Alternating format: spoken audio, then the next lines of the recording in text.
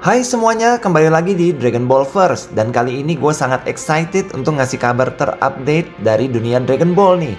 Karena tahun ini Dragon Ball resmi merayakan 40 tahun perjalanannya. Bahkan tepat di hari gue upload video ini.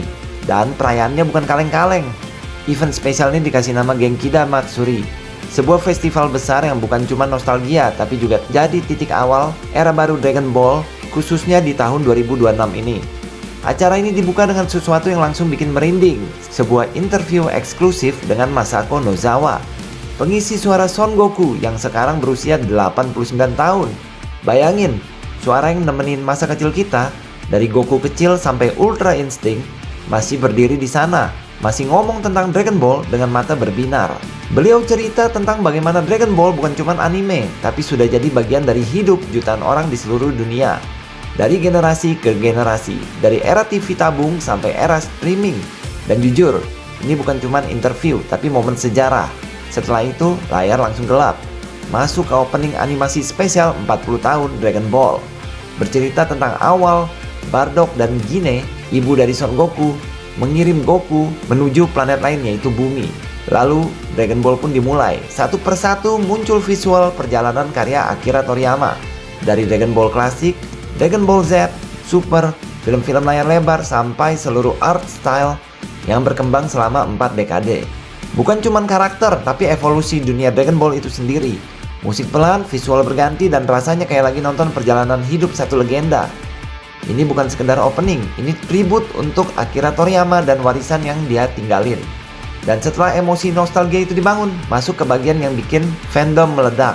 Pengumuman proyek terbaru Dragon Ball. Judulnya Dragon Ball Super The Galactic Patrol. Yes, ini bukan film, tapi ini proyek seri yang baru. Dan dari semua indikasi yang ada, kayaknya ini lanjutan langsung dari Dragon Ball Super. Kenapa? Karena di manga, kita memang sudah lihat arah ceritanya. Goku dan Vegeta berkeliling galaksi. Bukan cuma bertarung di bumi lagi, mereka ketemu ancaman-ancaman musuh baru, ras baru, planet baru. Salah satu yang paling kuat tentu Moro, musuh pemakan energi planet, penyihir kosmik, dan ancaman kelas galaksi. Dan yang paling ditunggu fans, Vegeta Ultra Ego, transformasi yang benar-benar beda dari Ultra Instinct. Dari judulnya The Galactic Patrol juga nunjukin bahwa fokus ceritanya bakal luas, bukan cuma Saiyan tapi ke seluruh galaksi yang ada. Selain itu ada pengumuman besar project game Dragon Ball yang terbaru, judulnya juga masih dirahasiakan, tapi dikonfirmasi sebagai proyek besar, jadi bukan game yang kecil-kecilan. Dan menyusul suksesnya game Kakarot, kayaknya game ini juga merupakan Open World Dragon Ball. Yang jelas, ini bukan game ulang formula lama. Genkida Matsuri ini bukan cuma ngerayain 40 tahun perjalanan, tapi kayak ngasih sinyal kuat kalau Dragon Ball lagi masuk fase yang baru, bukan sekedar mengulang masa lalu, tapi benar-benar buka arah cerita yang lebih luas, lebih gede, dan lebih ambisius. Termasuk movie terbaru Dragon Ball Super, yaitu Beerus.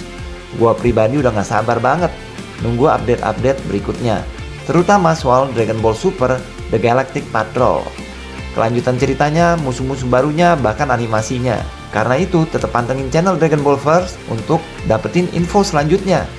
Terima kasih dan sampai jumpa.